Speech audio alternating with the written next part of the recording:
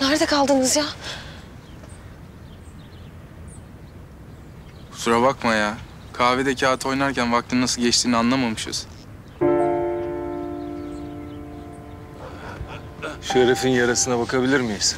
Tamam bakalım. Ölümcül değil ama ne olur ne olmaz.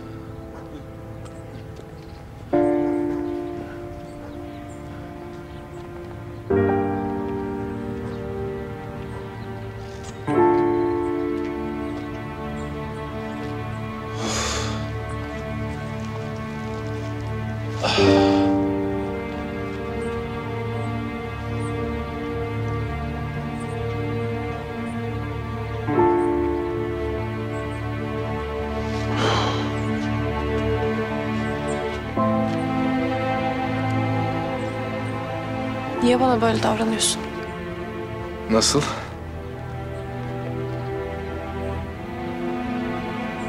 Senin için endişelendim. Merak ettim. Kusura bakma. Biraz yorucu bir gece geçirdik. Endişelenecek bir şey yok.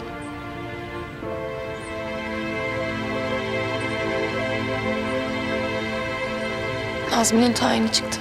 Hayırlı olsun. Burada bu insanlara yardımcı olacak biri lazım. Biz buradayız, merak etme. Sen bir kadını doğurtamazsın. Bir özel kuvvet askerinin hafife alma bence. Yalnız orada kalırsam beyin ameliyatı bile yaparım.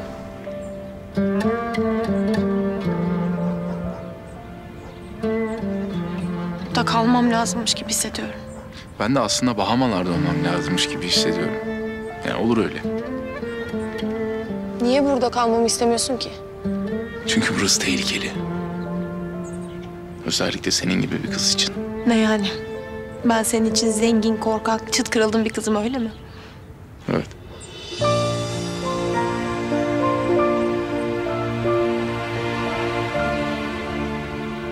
Oo komutanım. Muhterem mi? Hoş geldin. Sefalar getirdin. Hadi bize gidelim. Kahvaltı hazırlattım. Yok, biz zahmet vermeyelim. Komutanım buraya kadar gelmişsiniz. Hayatta bırakmam. İyi bari. Gelelim.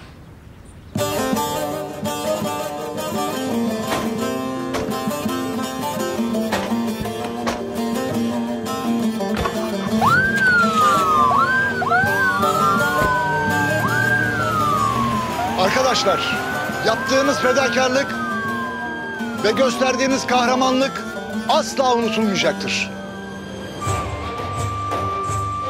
Hepinizi tebrik eder, başarılarınızın devamını dilerim. Sağ ol!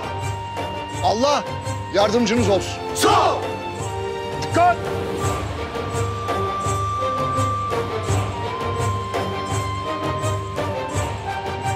Madem Erdem Yarbay'ım burada değil, onun adına size minnetlerimi sunuyorum komutanım.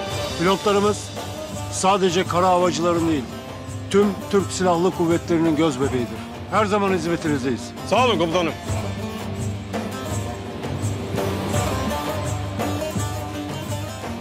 Arkadaşlar, her zamanki gibi yüzümüzü kara çıkartmadınız. Hadi, gidip biraz dinlenin. Malum, su uyur, düşman uyumaz. Başçavuşum. Emredin komutanım. Emir komuta sizde. Emredersiniz komutanım. Dikkat!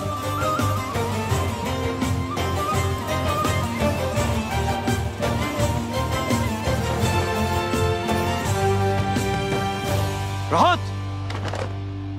Dağılabilirsiniz arkadaşlar. Komutanım. Ne oldu? Ya annem tutturdu bir fotoğraf gönder diye de. Siz de bu bilgisayar işlerinden beri anlıyormuşsunuz. Bana arkasında Ölüdeniz olan bir fotoğraf lazım. Ölüdeniz olması şart mı? Yo. Ya normal deniz olsa da olur. Ölüdeniz'in üzerinde de Ölüdeniz diye yazmıyordur herhalde. Yani. Tam ona bakarız. Söz vermeyin. Sağ olun komutanım.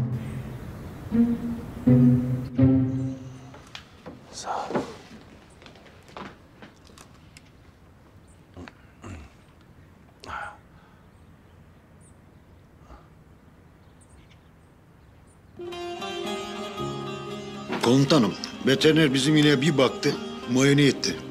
Ben de merak ettim. Hayvan sütten kesildi. Acaba ne oldu diyorum bu hayvana? 1000 türlü hastalık var. Veteriner ne dedi? Hayvan dedi şeye girmiş dedi. Hani oğlum şu şehirler girip çıkıyor ya zırt pırt. Depresyon. He, bizim inek depresyona girmiş. Ama hayvanlarda da olur bu. Bilinen bir şeydir. İlk defa duydum. Hayvan küsmüş meğer. Ben sana bir şey diyeyim mi komutanım? Kıyamet çok yakındır. O nereden çıktı şimdi? Baksana insanlar hayvanlaştı. Hayvan insan gibi oldu. Neden girmiş peki? Bir şey söylemedi mi? Yalnızlıktandır komutanım.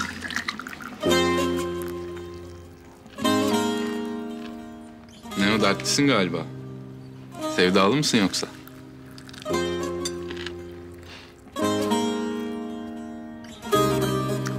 Anlaşıldı mesele.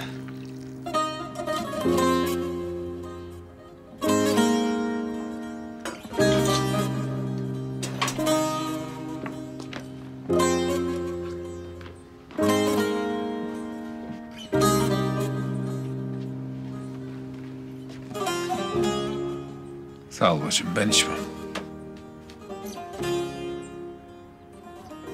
O da içmez.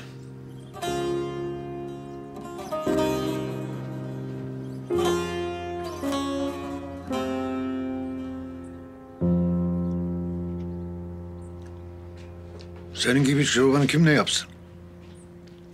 Senin kızın mı? Yok, komşunun kızı yardıma gelirsin. Vermediler mi? Bana vermezler de komutanım istese kimse hayır diyemez bence. Ha, işte tamam. Komutanın işi gücü yok da sana kız isteyecek. İsteriz canım, niye istemeyelim? Yuva yapmak sevaptır. Vallahi mı komutanım? İster miyiz gerçekten? İsteriz tabii.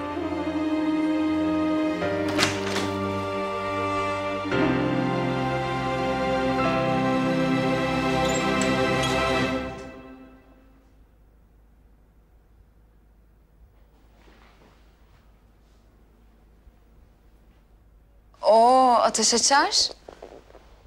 Komutanın gelmedi daha. Onu biliyorum. Masasına bir şey bırakmak için geldim. Eliniz nasıl oldu? Bana siz demek zorunda değilsin. Adım Nazlı. Biliyorum. Elin nasıl oldu Nazlı? Hala ortasında bir delik var. Geçer inşallah. Oturmaz mısın? Oturmam. Neden? Burası komutanın odası. Ben sana oturmanı emrediyorum o zaman. Yalnız ben herkesten emir almıyorum. Oturmazsan babama bana asıldığını söylerim.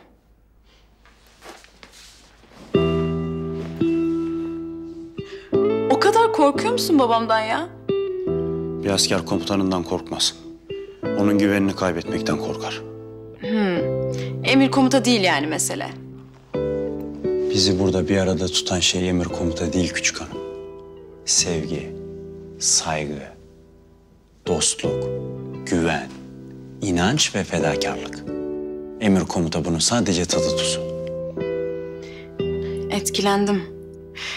Yalnız bana bir daha küçük hanım dersen bu sefer babama gerçekten bana asıldığını söyleyeceğim. Peki hanımefendi. Allah Allah. Nazlı diyeceksin arkadaşım, Nazlı. Tamam Nazlıcığım ya. Dur, o kadar da değil. Ne oluyor burada? Hiç. Bir şey bırakmaya gelmiş Ateş Bey. Ateş Bey. Sen Ateş Açar'la tanışmadın mı anne?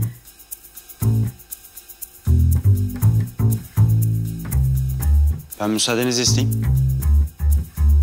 Tekrar geçmiş olsun.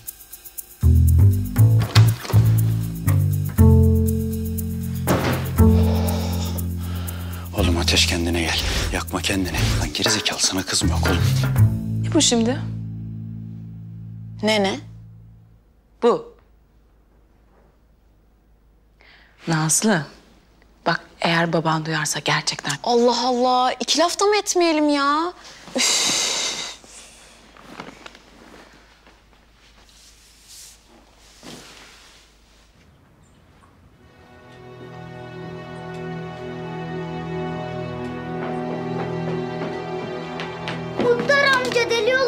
Kim geliyor oğlum? Teröristler.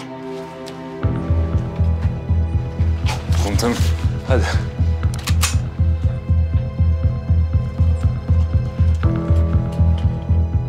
Çıkarın beni buradan.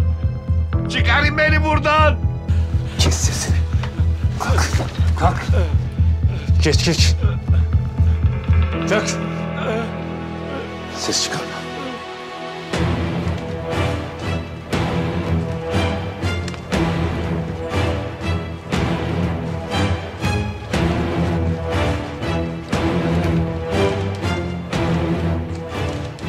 Çatışmaya girersek mermimiz yetmeyebilir komutanım. Bırakalım gitsinler mi Hafız? İçeride bir sürü sivil var. Komutanım, siz durun. Ben onları gönderirim yani, onlar bana güvenirler. Siz nasıl uygun görürseniz komutanım. Dilerseniz çıkalım. Kalabalıklar mıydı oğlum? 10 kişi falan. Git bir konuş. Olmadı biz konuşuruz.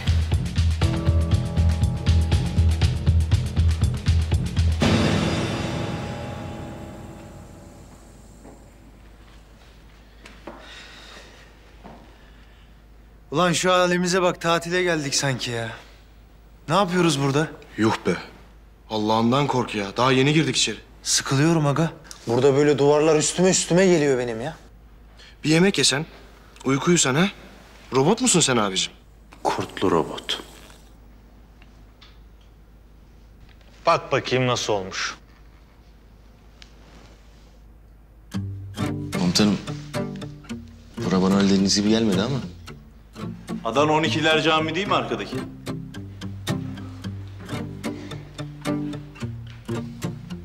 Adana 12'ler Camii mi? Şaka yapıyorsun herhalde. Tac Mahal ora. Pardon ya, karıştırdım. Malatya'daydı değil mi Taç Mahal? Doğru diyorsun. Hasta mısın sen ya? Yaralandın falan mı ha? Helikopterden düştü de bizim mi haberimiz yok? Bu nasıl? Yok komutanım, bu da olmaz. Yani öldeniz lazım bana. Sen bana bunlardan yap 1-2 tane. Kızlara falan gönderirim. İstersen Miami Beach var. Tamam, bu olur komutanım. Yani en nihayetinde deniz. Bak şuraya köşeye mermilerle canım anam yazabilirim. Şık durur. Yok komutanım. Bir de bir bozgu koyalım. Hı. Benim de böyle sol kolum kopmuş gitmiş. Onu biraz zaman alır ama onu yaparız. Komutanım. Bundan bir tane de size yapayım mı? Böyle teröristler etrafınızda, siz ortada tabancayla duruyorsunuz ha? Benim öyle çok var zaten. Uğraşma. He. Sen bir tane bana yap. Böyle gece kulübünde. Her tarafta böyle çakarlar falan. Sağımda bir tane sarışın, solumda bir tane esmer, önümde bir tane kızıl. Böyle gözleri çekik çekik. Çekik gözlü kızlara bayılıyorum ya. Yaparız komutanım. Hediyesi 10 lira. 10 lira mı? Tanesi yani. Tanesi. Oğlum benim burnuma pastırma kokusu geliyor. Nerelisin lan sen? Bildiniz komutanım. Gayseriliyim. 5 lira yap işte. 3 tanesi 10 lira yapalım. Gel komutanım. Ulan Kayseri'nin de tam merkezi çıktı ya. Kayseri. Burada bir mesai harcıyoruz.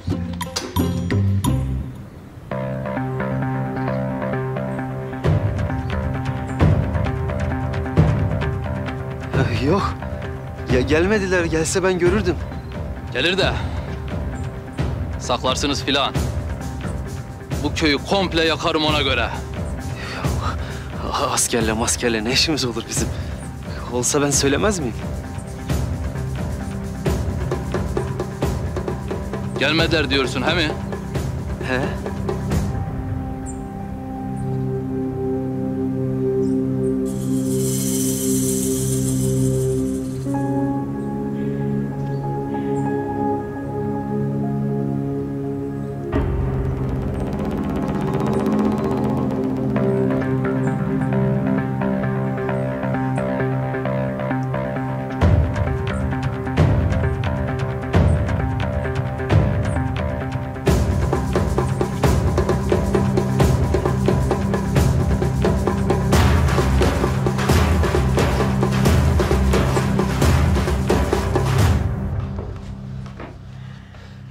Gidiyorlar. Sağ ol Mehmet. Yalnız komutanım, size yardım ettiğimizi duyarlarsa bizi diri diri yakar bunlar. Merak etme, hiç kimse size bir şey yapamaz. Senin baban buralarda mı? Bir ara gelip konuşacağım onunla.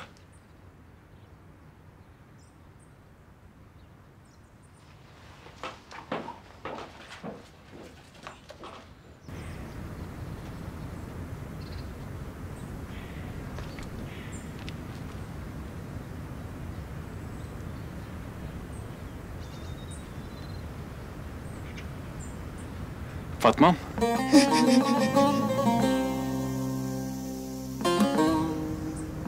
Ne var, ne oldu? Bebeği kaybettik Ali Aydar.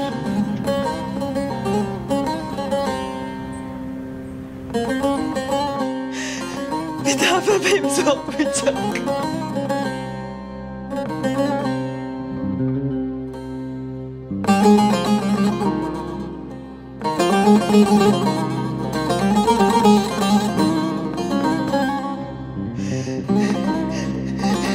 Bir daha bebeğimiz olmayacak.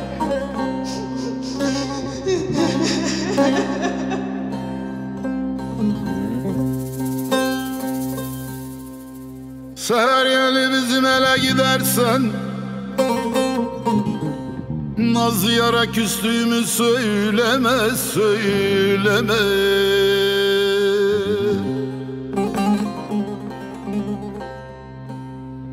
Ne hallara düştüğümü sorarsan, o yar beni sorarsan, o yar beni sorarsan. Bağrıma taş bastığımı söyleme, ona söyleme. Yara söyleme, söyleme. Bağrıma taş bastığımı söyleme. Yara söyleme.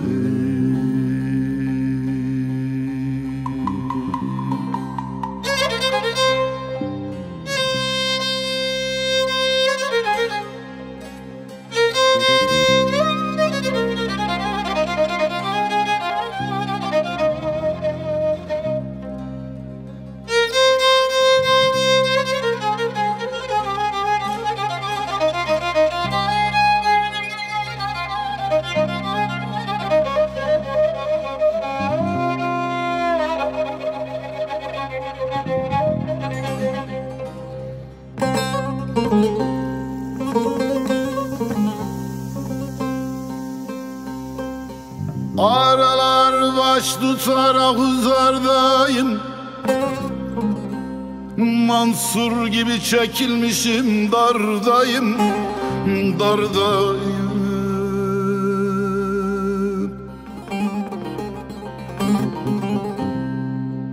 Gezer dolaşırım da bilmem neredeyim, neredeyim, neredeyim, neredeyim. Deli deliden estiğimi söyleme, ona söyleme, söyleme, söyleme. Deli deliden estiğimi söyleme, ona söyleme.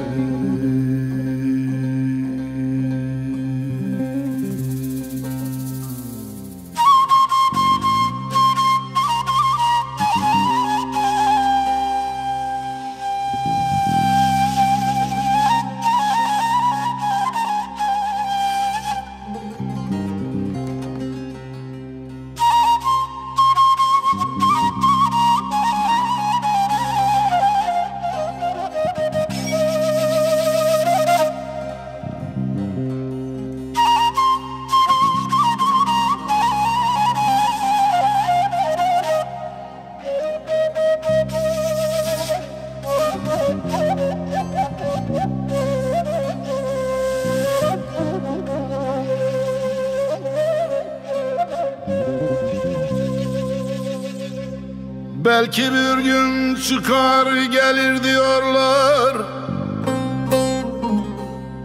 gönül muradından alır diyorlar, diyorlar.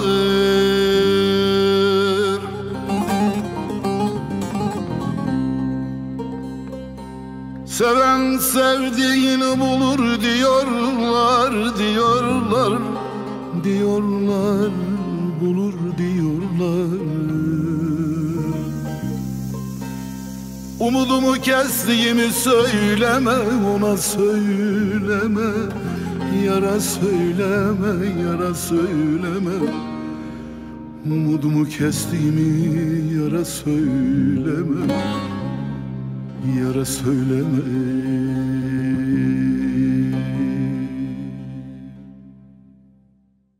Hiçbir yere gitmeyeceksin. Ben senden izin almıyorum. Gideceğim dedim, gideceğim. O kadar.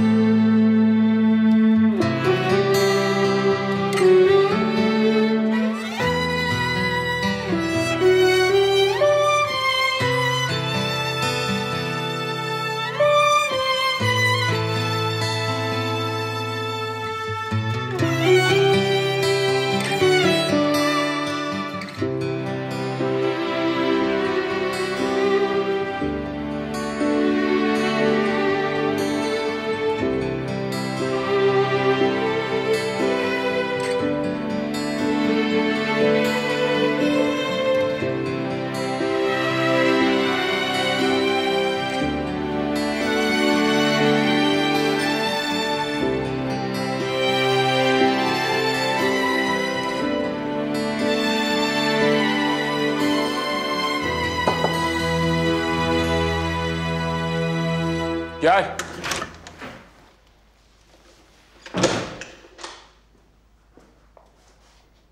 Komutanım. Gel otur abiciğim.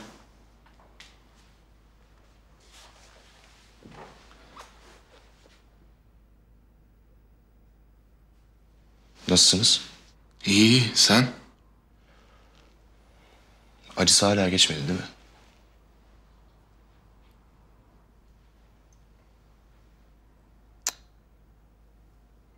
Asla geçmeyecek.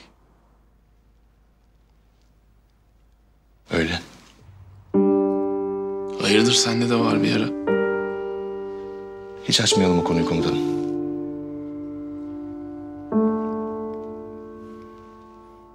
Öyle deme sakın. Ölümden beter. Ne oldu, ayrıldınız mı? Ailesi mi vermedi? Keşke o kadar basit olsaydı be komutanım. Ne oldu oğlum, anlat.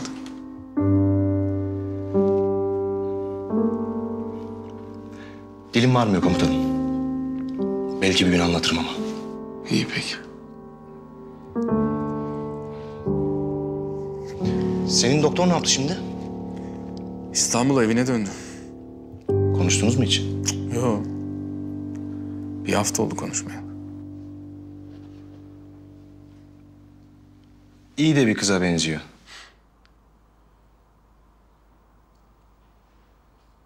Biz gönül defterini kapattık. Artık sevmek bize haram avcı. Öyle deme be komutanım. Öyle öyle.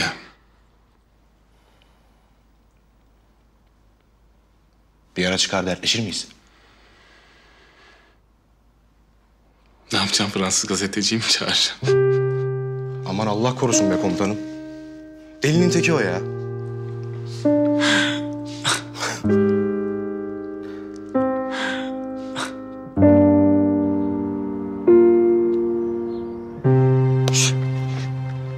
Bari atış alanına gitseydik ya. Burada böyle oturuyoruz. Oğlum bak bir rahat dur. Bir rahat ver. Bir nefes al ya. Ne oldu ya? Yasin.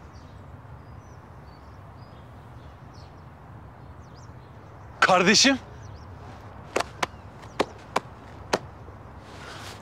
Oğlum sen ne yapıyorsun burada? Vazife buraya getirdi. Ne yapalım? Keşanlı. Bak bu Yasin kardeşim sayılır. Nereden kardeşin? Beraber büyüdük. İstihbarattandır kendisi. Karda erir izini bulamazsın. Sen ne yapıyorsun burada? Sizin şu geçen hafta yakaladığınız simsar yok mu? Onun sorgusuna girdim Ankara'da. Adam bayağı güzel öttü. Ben de Erdem Yarbay'la görüşmeye geldim. Hadi be. Hadi gel sen de, işimiz var. Memnun oldum kardeşim. Hani bize de böyle operasyonel bir şeyler çıkarsa... Bak bir haftadır tıktılar bizi buraya. Delirmek üzereyim. Bak vallahi delirmek üzereyiz ya. Abi onu sen şey yap. Biraz deli.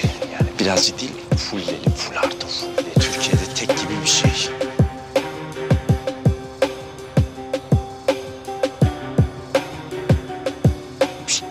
Gel gel. Emredin komutanım. Seninle bir işimiz var. Ne işimiz var komutanım? Gizli bir operasyon. Ama kimseye söylemeyeceksin. Başımız belaya girmeyecek değil mi? Çeneni kapatırsan girmez. Emredersiniz komutanım.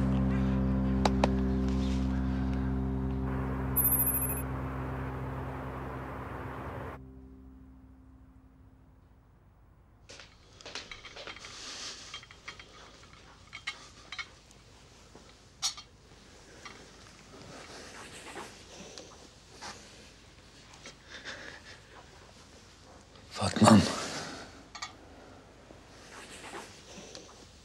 Hadi biraz bir şeyler ye.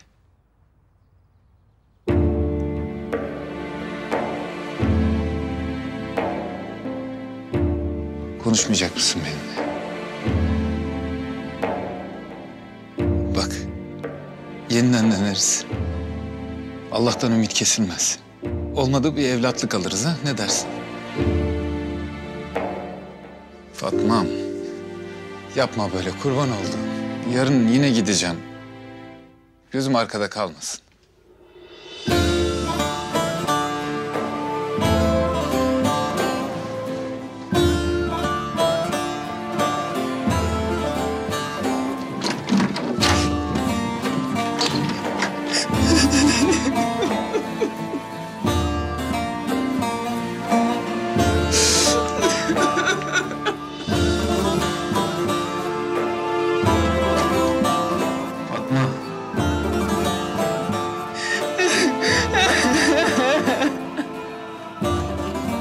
Fatma'm, üzüyorsun beni bak.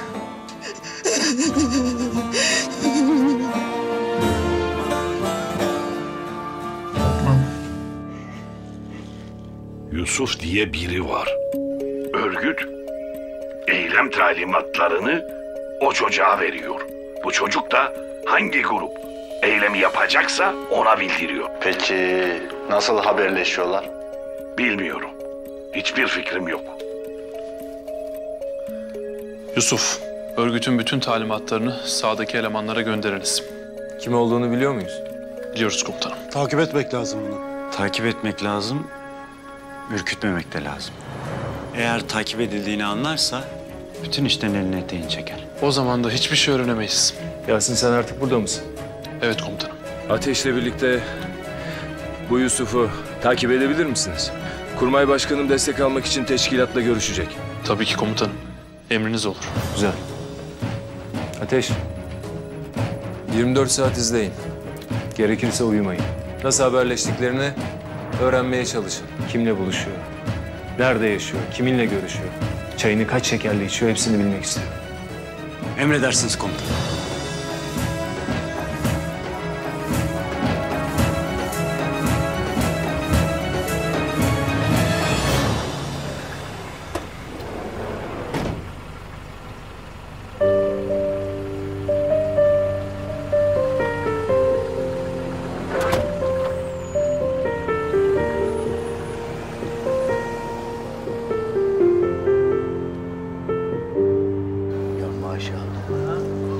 Hangi sinemaya gidiyoruz? Hangi derken? Zaten bir tane sinema var. Doğru. Bari komik bir şey olsa. Bir sniper'cının hikayesi. Ne oldu komutanım? Oğlum kafa dağıtalım dedik, bizi soka soka savaş filmine mi sokuyorsun? Ya adamlar hem milletin toprağını işgal ediyor, hem de bunun filmini çekip pazarlıyorlar. İzlememiz lazım bence. Bizim problemimiz bu. Derdimizi anlatamıyoruz ki kimseye. Ya yürü gidip bir yere oturalım. Şehri o kadar güzel dizayn etmişler ki Her şeyden bir iki tane var zaten. Nereye oturalım, nereye çıkalım, nereye gezelim diye tartışmıyorsun bile. Allah'ım, Rabbim, güzel yaradanım. Ömrümüzün kalan kısmını geçen kısmından daha hayırlı eyle ya Rabbim. Allah'ım, sen teksin, birsin, tek gerçek sensin ya Rabbim. Hayır da senden, şer de senden güzel Allah'ım. Rabbim, başımıza ne gelirse gelsin, ailemin birliğini, Fatma'mın sevgisini benden esirgeme ya Rabbim.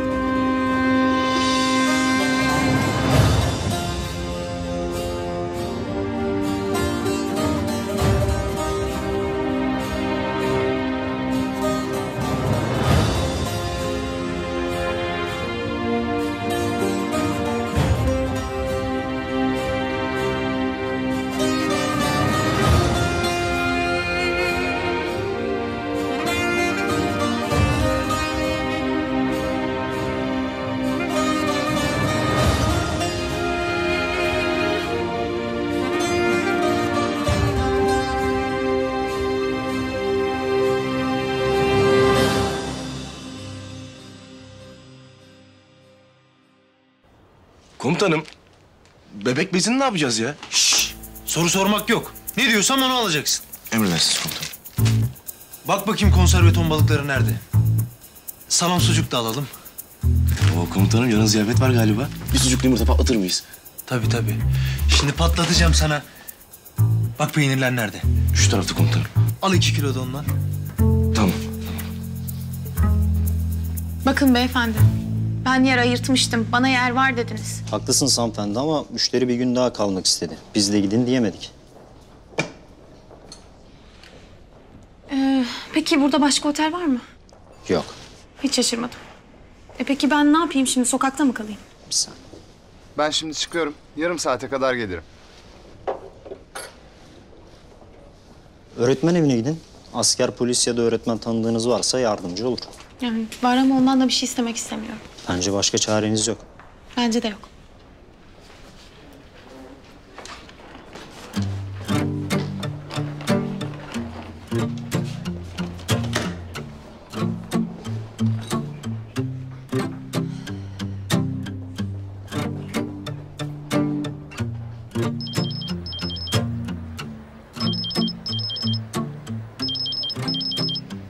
Efendim? Yavuz ne haber? İyi, sen? İyi. Ben Karabayır'dayım. Ne? Ne işin var burada? İstanbul'a dönmedin mi sen? Döndüm ama şimdi geri geldim. Neden? Ya anlatırım. Otelde yer kalmamış da acaba kalacak bir yer ayarlayabilir miyiz? Ne oteli? Hangi otel? Zaten bir tane otel var. Tamam, geliyorum. Tamam. Doktor mu? Yürü, yürü.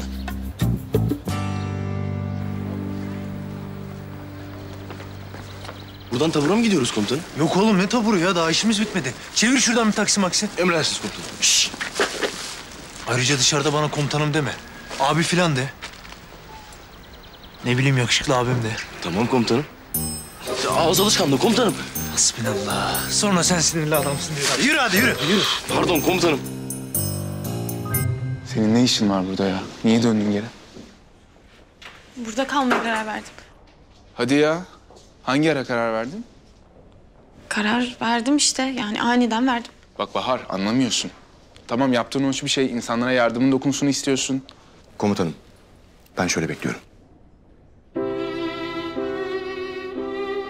Bak burası tehlikeli bir yer. Vicdanen kendini rahat hissedeceksin diye kendini böyle bir maceraya atman doğru değil. Ben seni asker sanıyordum ama psikiyatr çıktın başımıza maşallah. Öyle ulu orta yerde bağırma asker diye. Salaklık bende zaten. Ben niye aradıysam seni. Bu arada Türkiye'de bulunan bağımsız gazeteci Eylem Mersiye de bizimle beraber. Kendisi uzun zamandır Orta Doğu'da ve konuya herkesten daha çok hakim. İyi akşamlar Eylem. İyi akşamlar. Anlatır mısın bize tam olarak ne oluyor orada? Tabii. Hem Türkiye'de hem Orta Doğu'da sular durulmuyor açıkçası. Türkiye Elbap'ı almış durumda. Bölge terör örgütünden tamamen temizlendi. Eylem, hemen araya girmek istiyorum. Türkiye radikal İslam'ı destekliyor mu? Cihatçılara para ve silah yardımı yaptığı söyleniyor. Bu konuda şüpheler mevcut, evet. Ama somut bir delil var mı araştırılması lazım. Ne diyor lan bu? Bak hepimize bir iyilik yap. İlk uçakla geri dön. Olur mu? Sen bana ne yapmam gerektiğini söyleyemezsin, tamam mı? Ben bıktım. Ben herkesten bıktım. Hayatım sürekli ne yapmam gerektiğini söyleyen insanlarla dolu zaten. Bak onları dinle. Belki senin iyiliğini düşünüyorlardır. Benim iyiliğimi isteselerdi bana yardımcı olurlardı. Bana köstek olmaya çalışmazlardı. Bahar, burası İstanbul değil. Öyle mi? Peki sen nişanlını nerede kaybettin? Yavuz, çok özür dilerim. Yavuz, bak, hayır, ne olur. Çok özür dilerim. Bak, öyle demeye çalışmadım gerçekten. Peki Eylem, katılımın için teşekkür ederiz. İlerleyen günlerde yeniden bir bağlantı gerçekleştireceğiz. İyi yayınlar.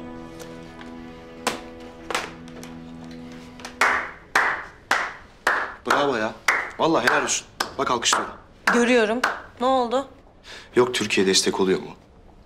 Yardımı dokunuyor mu? Bilmem ne. Şuna bak ya. Biz o heriflerle savaşacağız diye 67 tane şehit verdik, anladın mı? Memleketin her yerinde bombalar patladı. Yüzlerce masum insanı öldürdüler. O heriflerle bizden başka göğüs göğüse çarpışan var mı? Söyleyeyim, yok. Peki siz ne yaptınız? Pardon, biz kim? Hepiniz ya. Hepiniz işte, kim varsa. Aç ya, aç. Ben de canlı yayın yapmak istiyorum. Buradan bütün ikiyüzlülere sesleniyorum. İstediğiniz kadar Türkiye'yi terörist ülke gibi göstermeye çalışın. Başaramayacaksınız. Sizin ne planladığınızı çok iyi biliyoruz biz. Nasıl ikiyüzlü olduğunuzu da biliyoruz. Kimlere silah sattığınızı da biliyoruz.